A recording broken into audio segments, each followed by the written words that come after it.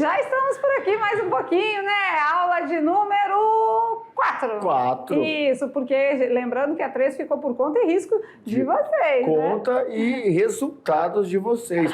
E aí é legal porque assim, ó, nas aulas iniciais, nós sugerimos para vocês, primeiro nós definimos estatísticas e sugerimos a vocês que fizessem algumas pesquisas. Então vocês foram para campo e vocês vivenciaram a estatística de fato. O perguntar, o receber o sim, o receber o não querer ser aceito, falar assim, não quero conversar com você, não.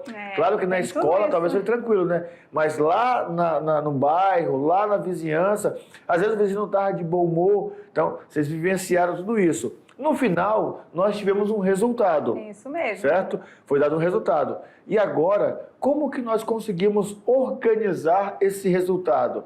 Como que vai ser feita a organização disso? Então, essa aula vem para nos orientar sobre a organização desses resultados. Ou seja, né, colocar de maneira bem visual, né? Isso. Porque agora a gente tem uma representatividade visual de tudo que foi pesquisado, Perfeito. de toda aquela coleta de dados. O grande finale, o grande desfecho é a parte gráfica, né? Então, nessa aula a gente relembra com vocês os tipos de gráficos, onde mais eles devem ser usados, porque tem gráficos indicados para determinadas situações, né? Sim. Então, é aqui que a gente vai relembrar com vocês tudo isso. Vamos lá? Bora! Aula 4? Vem Vamos. com a gente, olha lá então. Movimento sustentável, trilha 2, a aula de número 4. E a pergunta é, será que eles lembram, professor Maurício?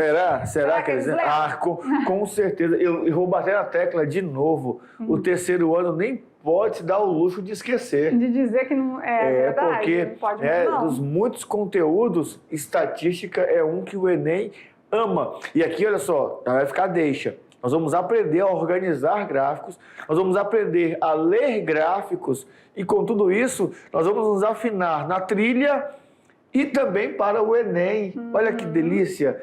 Estudar trilha e ainda vai conseguir ali dar aquele upzinho para o exame nacional. Isso mesmo. Então, se você lembra, top, né? A gente precisa dessa recordação. E aqui a gente trouxe alguns tópicos para a gente trabalhar com vocês mais um pouquinho, tá? Então, para colocar em prática, depois de toda aquela coleta de dados, toda aquela seleção, agora fica mais fácil você ter esse entendimento sobre o reflexo. O gráfico é o reflexo de tudo que foi acontecendo durante a pesquisa aí de campo, tá certo? Perfeito. Então, vamos lá. Tipos de gráficos.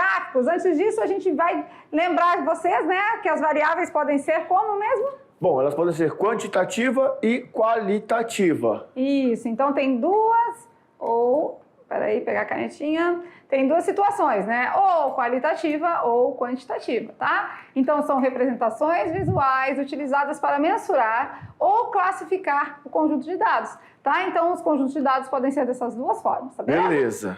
Lembrando agora, vamos lá para os elementos de um gráfico, né? Então, os elementos do gráfico estão selecionados aqui. Primeiramente, a gente tem o quê? Um título, né? O que é o título? Título é, por exemplo, lembra que nós falamos assim, ó, vamos pesquisar o que é, quem sabe o que é sustentabilidade. Então, ali pode ser o nosso título, sustentabilidade.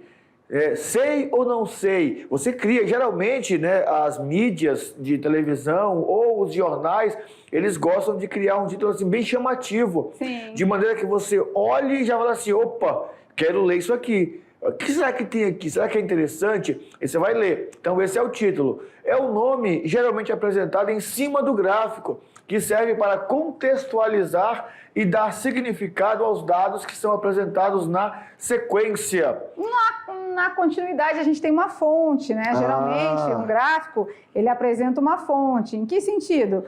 Ele diz ali, informa de onde aqueles dados foram extraídos. Então, você vai dizer município de Corumbiara, município de...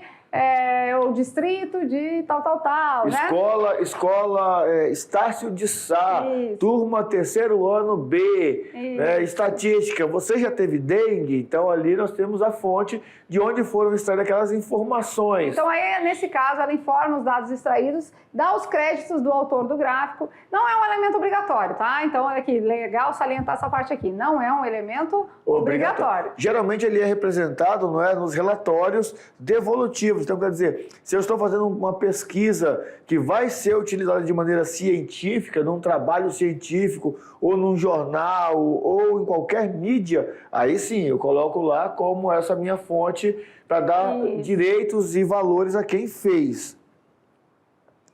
Mais um elemento, vamos lá, os números. Agora sim, né? Os números são importantes, porque são os dados em si. Dependendo do gráfico, os números podem apresentar diferentes unidades de medida, expressas em tempo ou quantidade. Então, é a parte numérica que representa o gráfico quantitativo, tá? Legendas. Ah, legenda é legal. Nossa senhora, se você olha um gráfico e não olha a legenda desse gráfico, você pode tomar decisão errada. Você pode mesmo ser submetido a entender que aquilo que aconteceu é tal coisa e às vezes não é.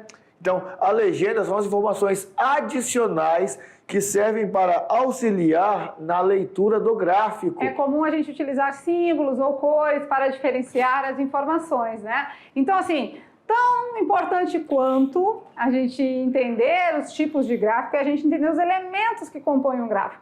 Né? Porque o gráfico, ele vai vir, você vai direcionar ele, você vai colocar ele ali, né, no papel, vai começar a desenhar, ou seja, num programa, que é a nossa aula 4, vai direcionar vocês a usar um sistema de programa também, que aí você coloca os dados, ele mesmo já faz a montagem gráfica, mas de toda forma você precisa entender os elementos. Sim, você precisa ali salientar, colocar um título bem bacana, um título que instiga o leitor a ter vontade de fazer aquela leitura gráfica. E isso é legal porque, assim, quantas vezes vocês, ou até mesmo nós, não entramos em alguma matéria por conta do título.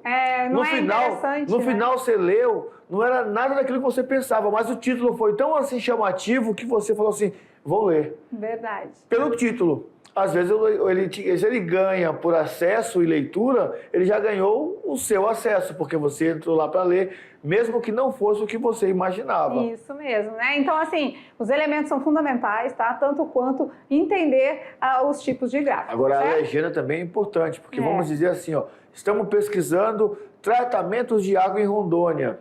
Nós sabemos que a água está associada à cor azul. Né? O azul no mapa é água. Aí você vê lá no mapa, no gráfico de setores, tem lá mais da metade azul. Você fala assim, nossa, muita água tratada. E o azul na legenda fala, não possui água tratada. Então aí você faz um relatório, faz um texto, fala assim, percebemos que no gráfico tem muitas casas com água tratada. E o azul lá são casas que não têm água tratada. O seu texto foi todo embora, foi todo jogado fora. Então, buscar as informações necessárias para colocar o gráfico em prática é fundamental, tá? Vamos lá na telinha, mais um pouquinho de informações, olha lá. Então, utilizar gráfico serve para dar clareza e facilidade na visualização de dados. E aí, claro, tornar mais prática a sua análise e interpretação. Por meio de pontos, linhas e outras formas geométricas, eles destacam fenômenos da estatística, como padrões, tendências e comparações. E agora é o momento que a gente diz que podem existir diferentes tipos de gráfico, né? Então, cada gráfico tem a sua qualidade, a sua característica, né? E aí, claro, a gente vai agora passar para vocês todo esse caminho aí para vocês entenderem um pouco melhor, beleza? Beleza. Vamos começar assim, sobre gráfico em linhas. São gráficos que representam os valores numéricos por meio de linhas para dar uma fácil visualização de evolução ou diminuição através do tempo. Também são conhecidos por gráficos de segmentos. Ah, tá. Então a gente pode dizer gráfico em linhas ou segmento, tá? Isso. Vamos de exemplo? Vamos. Aqui a gente vai fazer assim, tá? Fala a característica, fala onde a sua principal função, fala onde ele é aplicado e aí a gente mostra um exemplo, tá? Então no gráfico em linhas, olha lá, por exemplo, número de vagas em uma empresa X. Então temos os meses do ano e a quantidade de vagas, tá? Aí tem ali, ó, azul, né? O vermelho, o amarelo e o verde. E aí vai mostrando, olha só. Com só. certeza são os setores dentro da empresa. Isso, né? isso. Java, JavaScript, aí tem o tal de Python e o C. C, jogo da velha. Né? Então, uma empresa tem um número de vagas X, para cada setor e, claro, em cada mês, né? Então, você vai lá, por exemplo, em abril, o número de vagas, né? Em abril, o número de vagas da parte do Fiton é 3, né? E do vermelhinho também, né? Também, e do verde também. Também. Então, o único que é o azulzinho, o Java, que tem a quantidade de vagas 2 em abril. Isso. Então, é uma coisa que representa muita clareza, né? E aí nós conseguimos enxergar, por exemplo, qual setor teve o maior número de vagas disponíveis, em qual mês foi isso que aconteceu. Foi o amarelinho, né? Que é o Fiton lá em maio. Ó, aqui, ó, maio teve o maior número de vagas, olha só aqui, ó, em maio tem o maior número de vagas disponível nessa empresa. E o menor número de vagas disponível aqui em agosto, não teve nenhuma vaga, olha só. Qual que é esse aqui? É o verde? O verde é o C. Jogo da velha. Então, gente, o gráfico realmente... Asteriscos. Realmente o gráfico ele traz uma clareza nos detalhes das informações. Então é olhar para o gráfico e a gente já consegue diagnosticar, identificar o que aconteceu na pesquisa, certo? Beleza. Mais um tipo? Vamos lá então. Mais um tipo de gráfico. Olha lá, agora um gráfico de áreas. Gráfico utilizado para destacar oscilações e comparar variáveis em um determinado espaço de tempo. Observaram que o de linhas ele foi pontual, né? No mês de janeiro tinha tantos, tantos e tantos. No mês de fevereiro, tantos. Então era pontual. Aqui no de gráfico, né, ele vai dar ali uma estimativa em um espaço de tempo. Então vai delimitar. O componente deve ser analisado nesse tipo de gráfico. O componente que deve ser analisado nesse tipo de gráfico é a área formada entre o eixo e o ponto marcado naquele intervalo de tempo. Então, nós vamos ter uma região ali todinha. Não vai ser só um valor pontual, vai ser uma região ocupada no gráfico. Beleza. Então, vamos de exemplo, né? Olha aí que legal. Por exemplo, relação das marcas de notebook pelo preço. Então, temos a marca Dell, a marca Samsung e a marca Lenovo. E temos os meses também de aplicação, né? Então, o preço ali vai tá variando ali mais ou menos entre a mais de R$3.000, né? Chegando a 5.000. E aí, o que vocês percebem sobre tudo isso? Tem uma linha que faz o limite, isso, né? E aí a gente consegue perceber ali um gráfico de áreas, porque é todo pintado, todo cheio. Todo cheinho. Então não é aquele valor pontual. Não tem um valor pontual certinho ali, tá? Então nós temos aqui as áreas todas pintadas bonitinhas. Tem as linhas que delimitam, não é, essas áreas, mas o que é analisado aqui é a questão da área toda ocupada, tá? Aqui nós podemos classificar o seguinte. Aqui ele está delimitando o seguinte, olha só. De janeiro a fevereiro, nós temos todos os dias aqui dentro, né? Não sei se vocês conseguem perceber, mas é cheio de pontinho aqui dentro, porque são os 31 dias que existem no mês de janeiro. Esses 31 dias estão sendo analisados, estão sendo observados e feito o estudo. Tá certo? Isso mesmo. Mais um tipo, vamos lá. Agora a gente trabalhou já o gráfico de linhas e o gráfico de áreas. Agora vamos lá para um gráfico em rede. Eita, esse eu nunca vi. Vamos ver. Em redes? O gráfico em rede tem um formato que lembra uma teia de aranha ou uma tela de radar. Para cada variável a ser analisada, deve existir um eixo radial no qual terá o seu valor medido. Todos os valores agora devem ser representados numa mesma escala. Então, esse gráfico em rede, para quem nunca viu, vai ter o privilégio de conhecer agora. Vamos ver. Olha que legal. Relação da equipe com o projeto. Então, teve um projeto apresentado por uma equipe dentro de uma empresa, né? E aí tem o membro 1 é o azulzinho, o membro 2 é o vermelhinho, o membro 3 é o amarelo, o membro 4 é o verde. E aí cada um tem, dentro da mesma escala, numa parte radial, o que é radial? Circunferência, né? Então fala partindo do raio, né? E aí tem 5 itens que ele tem que atender: cumprimento de prazo, qualidade do produto, um trabalho em equipe, conhecimento sobre o projeto e conhecimento sobre tecnologia. E aí ele vai indo, ele vai chegando perto de acordo com uma quantidade, né? E uma nota, vamos dizer assim, de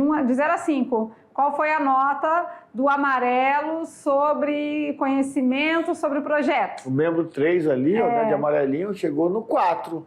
Né? No caso do cumprimento de prazos, ele chegou no trabalho em equipe no 5. Chegou no 5, o amarelinho tá Qualidade de produto também chegou no 5, não é? Só não no conhecimento sobre o projeto. Ele né? De ficou restante, ele foi até o item 5. Entre 4 e 5. Então, 3, 4 e 5. Mas o membro 3 está bem antenado, está bem organizado. Verdade. Então, olha que legal, né? Dentro do mesmo contexto, em rede, a gente consegue visualizar os resultados de cada membro, né, com relação a determinado projeto. E essa leitura gráfica é tão importante, que quando você vai fazer a prova do Enem também, na prova do Enem, nós temos lá esses detalhes. Ele te dá geralmente uma informação, essa informação vem no gráfico. E no gráfico nós temos a análise que vai ser feita. E aí você pode dizer assim, ó, eu lembro que ele falou, né, numa redação do Enem, por exemplo, sobre violências contra a mulher.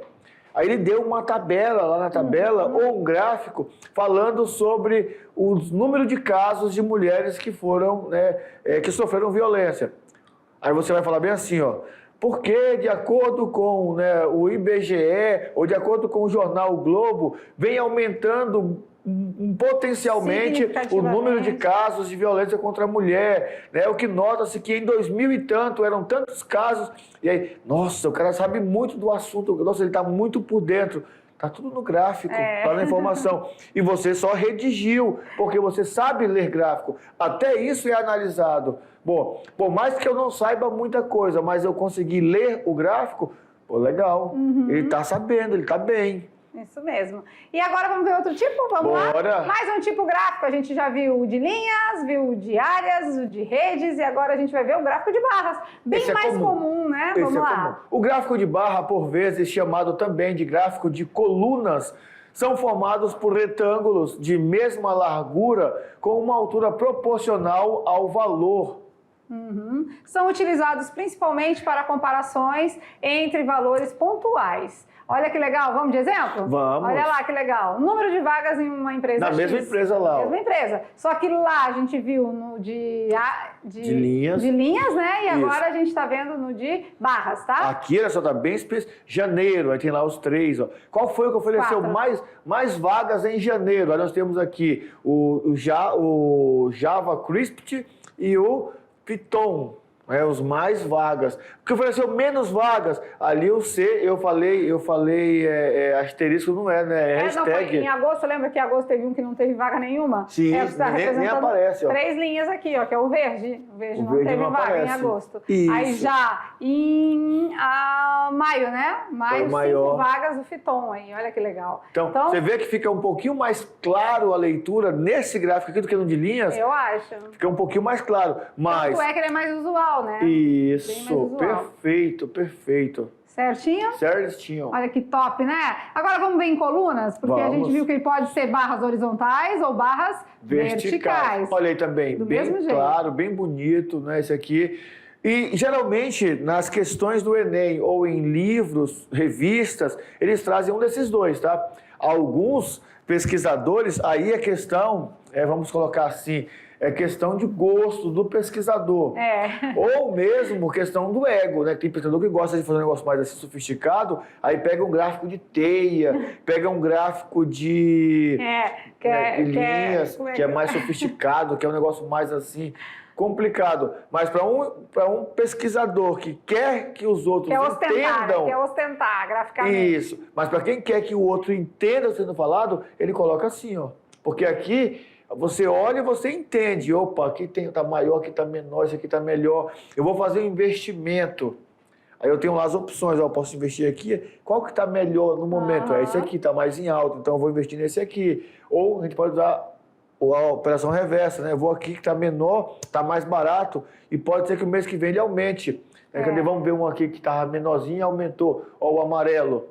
O amarelo estava pequenininho aqui.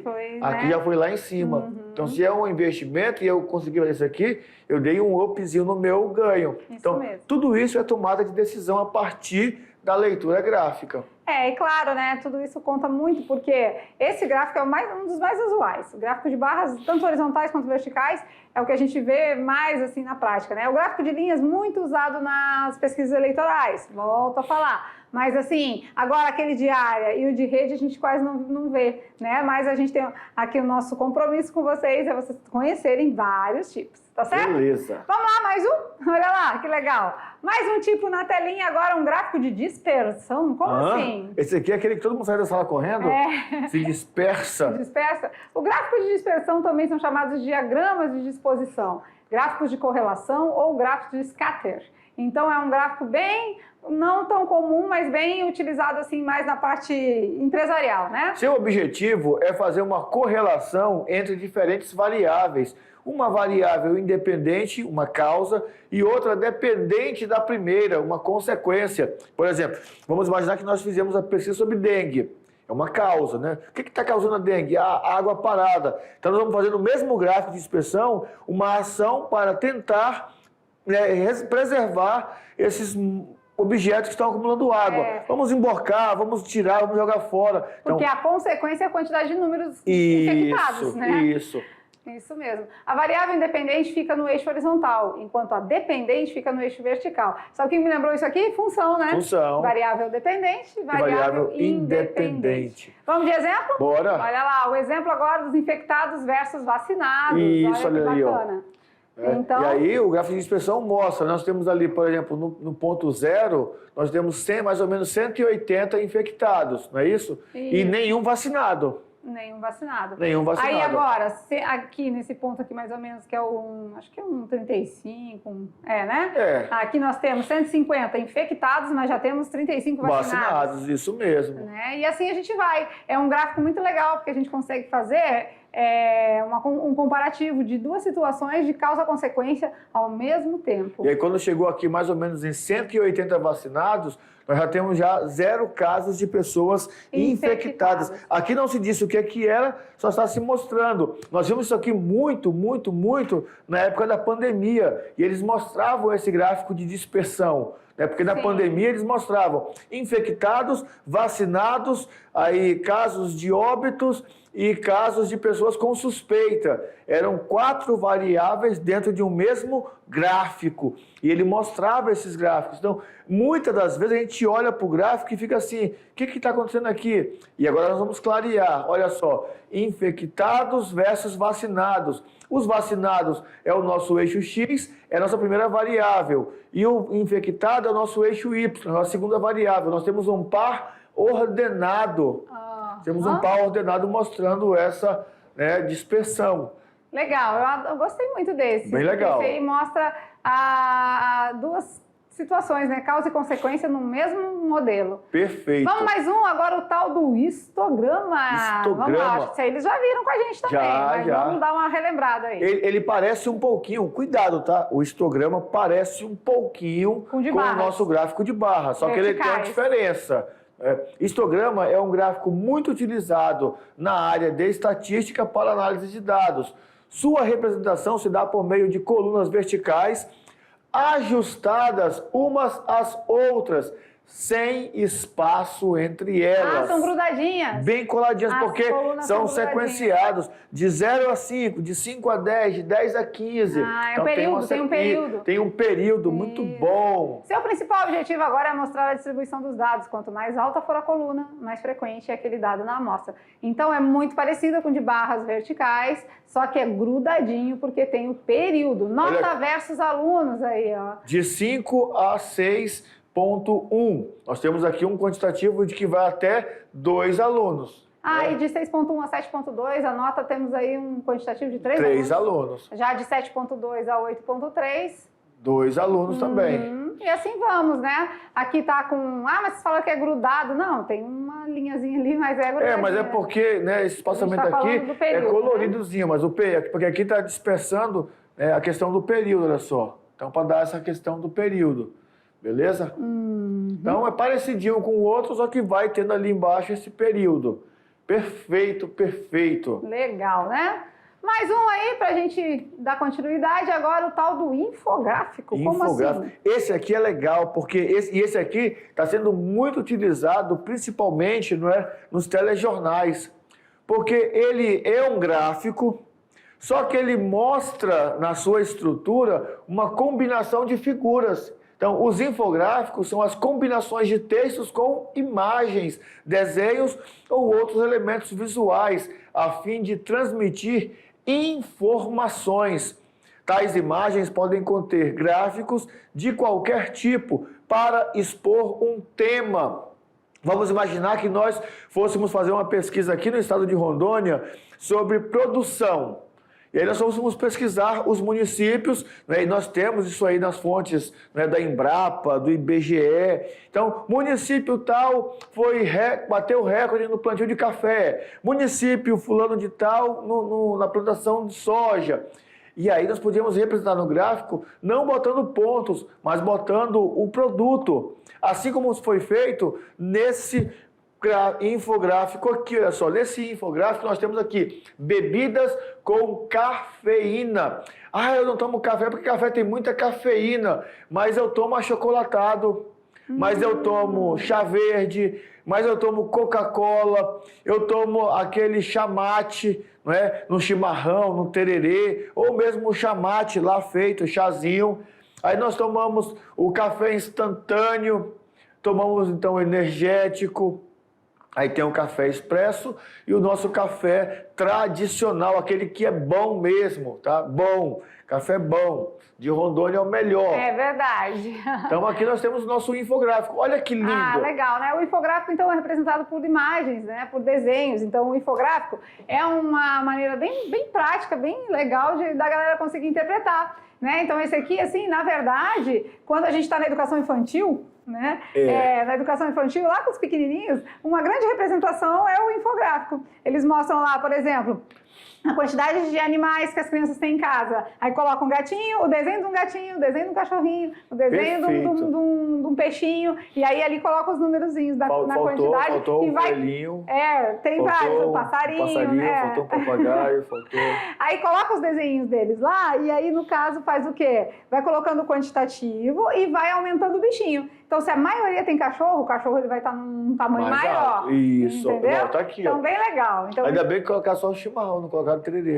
o chimarrão é top. Então, o tererê não tem problema com Tem mais? cafeína. Tem, sim, senhor. Então, tem bora. mais, vamos lá. Mais um pouquinho aí para vocês.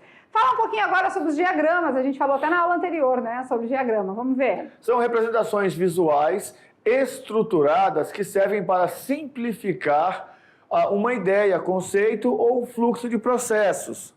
Desse modo, auxiliam na visualização, entendimento e explicação sobre o tema. É quase, para estudos também se usa muito, né? Para trabalhos vamos dizer assim, de faculdade, né? E para fazer a ligação dos conceitos. Então, tem o início com um tema, vai ligando o conceito 1 ao conceito 2, ao conceito 3, conceito 4 e tudo mais. Tá tudo ligado. Então, o diagrama, ele auxilia na visualização e entendimento da explicação sobre o tema. Né? A gente hoje em dia não fala tanto de mapa mental, Sim. Né? E aí, o mapa mental é aquilo que a gente quer que vocês coloquem um título no centro e trabalhem os conceitos da mesma forma. Perfeito. Então, isso aqui é como se fosse, o diagrama, na verdade, é uma representação bem clara, né? Tem uma grande clareza aí com relação aos dados e mostra também um caminho a seguir, tá certo? E aí, isso aqui é interessante porque algumas apresentações, né, naquele tem um programa que faz os PowerPoints, os slides, o Canva. O Canva ele sugere muito essa utilização, porque você consegue colocar aqui, coloca o título. Aí esse título, né, vamos colocar aqui fração. Fração nos remete a uma divisão. Então eu coloquei aqui divisão. A divisão me lembra dos conjuntos numéricos. Aí número natural, número inteiro, número racional. Aí eu começo a dividir. Nos números naturais, a divisão pode ser exata, não exata. Aí nos números inteiros também, exata ou não exata. Nos números racionais, aí eu tenho a divisão, não é? Que vai virar um número decimal. Então a fração vira própria. Então eu começo a diagramar tudo isso e para quem está aprendendo, fica muito mais fácil. Nós chamamos de mapa mental, mapa conceitual, mas na estatística é chamado de diagrama. Serve muito para trabalhos acadêmicos também, Isso, né? perfeito. O diagrama também serve muito, né? Mas e aí, galera, será que entenderam tudo isso? Não, até porque é o seguinte, vamos falar de verdade. Né?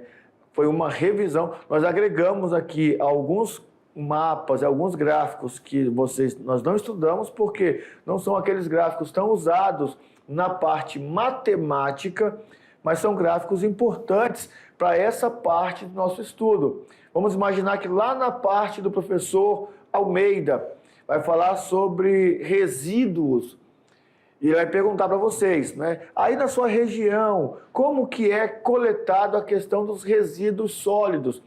Aí, você que mora no setor, né, de chácara, você que tem uma fazenda, um sítio, como que você descarta, por exemplo, os pacotes lá que você compra com produtos químicos? Será que esse descarte está de maneira correta? Né? Aí ele vai mostrar para vocês um gráfico, né, um gráfico apresentado por uma empresa especializada em, né, essa pesquisa. Você vai conseguir analisar esse gráfico? O nosso objetivo é esse, que vocês olhem para o gráfico do professor Almeida e deem um show. O professor Almeida falando assim, não, professor Almeida, aqui, ó, porque aqui, blá, blá, blá, porque tá tudo escrito aqui. Ele vai fazer bem assim, ó. E será que sabem analisar gráficos? Não, mas tem certeza? Sabe. Então agora, para fazer essa análise gráfica, a gente vai dar aqui 4 dicas para você fazer essa leitura, porque olha, gente, já teve coisas que numa situação de Enem aí, de 45 questões, 19 terem gráficos, só na parte da matemática, ou gráficos ou tabelas. Falando nisso, temos gráficos em geografia, temos gráficos na física, nas questões de química, temos leitura de gráfico até em língua portuguesa. A redação. Pois é, né? A redação tem gráfico, tem então, tabela. Como fazer essa interpretação gráfica é muito importante, tá? Então, se liga na telinha que a gente vai mostrar 4 dicas para vocês. Depois, a gente vai colocar exemplos para você treinar com cada tipo de gráfico, tá certo? Primeiro passo. Vamos lá. Comece a ler o gráfico pelo título. Você tem que saber do que se trata. A gente já falou os elementos, né? Que tem título, tem legenda, tem fonte. Então, já sei o título. Eu vou olhar a legenda. Porque lembra que nós falamos assim? O amarelinho é não sei o quê. Então, quem é o amarelinho? Quem é o verde? Então, eu olho a legenda. Depois, se eu quiser ter uma estrutura melhor, qual é a fonte e demais informações textuais. Mas o importante é saber o título, saber a legenda. Depois, vamos analisar, aí entra uma informação matemática, olha só, eixo X e eixo Y, da esquerda para a direita, de baixo para cima, porque sempre começa num cruzamento, onde aqui é o início da informação. Então, eu vou para cá e vou para cá, beleza? Atente-se às unidades de medida. Identifique se os intervalos são constantes. Variou de quanto para quanto? Lembra das notas? Foi de 5 para 6,1. Foi de 6,1 para tanto. Essa variação, esse valor que vai aumentando, é de maneira igual? Está aumentando de 5 em 5, de 10 em 10, de 15 em 15? Terceiro, identifique qual é o tipo de gráfico e qual o objetivo do seu autor. O objetivo do seu autor vai aparecer mais ou menos aqui, ó, quando nós sabemos, né, as informações textuais. Quando no texto ele fala, foi feita uma pesquisa para verificar a quantidade de pessoas que têm dengue no estado de Rondônia, com o objetivo de programar uma intervenção, né, no município. Então, esse é o objetivo da pesquisa. E atente-se aos dados de forma isolada, né? Busque interpretá-los individualmente. Então, aqui tem dicas, claro, a pessoa diz, eu sei interpretar, eu olho para o gráfico, eu já faço a minha leitura, tá ótimo. Aqui a gente deu dicas para você conseguir fazer isso com mais facilidade, mas cada um também tem seu mecanismo e tudo mais, tá bom? E agora é sua vez. Sua vez. Nós fizemos assim, ó, para sua vez. Lembra que nós fizemos uma pesquisa? Fizemos? Fizemos. Fizemos 2, na verdade. 2. Né? Uma de saber se a pessoa sabia o significado de sustentabilidade. E outra de dengue. Beleza. E aí nós fizemos o quê? Nós fomos atrás de fontes sobre os casos de dengue. Fontes seguras. Fontes seguras sobre os casos de dengue. Né? Acho que daqui mesmo, vamos ver aqui então os casos de dengue aqui no nosso estado? Vamos lá? Então, agora é a sua vez, a gente vai mostrar alguns gráficos que trabalharam, ou tabelas, que trabalharam esses dados já com vocês. E aí a gente vai fazer essa leitura, mas acho que os dados são muito pequenininhos. Vamos lá na telinha rapidinho? Aí a gente volta aqui já, tá? Então, olha lá, cidades de Rondônia com surto de dengue. Aí tem o município, tem os casos confirmados e tem uma população estimada pelo IBGE que foi em 2021. Isso, porque foi o último censo, não é? Então, estão contabilizando o último censo. Será que você, de Alta Floresta, quando pesquisou, conseguiu chegar mais ou menos perto do que eles chegaram ali, ó? Alta Floresta tem uma população de 22,5 mil pessoas. Então, habitantes. Isso aqui em 2021, tá? São habitantes. Desses, 94 foram registrados com dengue. Confirmados, né? Isso. 89 em Governador Jorge Teixeira, com uma população de 7,1. Olha aí, olha o tanto que o Governador Jorge Teixeira é menor que Alta Floresta. E a quantidade de casos é quase que equiparada. Isso, então isso é preocupante. Quer dizer preocupante. que os casos, né, estão bem mais avançados em Jorge Teixeira. Olha lá em Jaru. Jaru é o dobro, mais um pouquinho do que Alta Floresta, não é? Em população. Mas em quantidade de casos, deu quase 6 vezes mais. Quase 6 vezes mais. Então, essas situações que a gente tem que analisar, né? Mirante da Serra... É um pouquinho menos que a metade da população. Não, é um pouquinho menos que a metade de Alta Floresta e tem bem menos casos. Então... mas compara Mirante da Serra com o Governador Jorge Teixeira.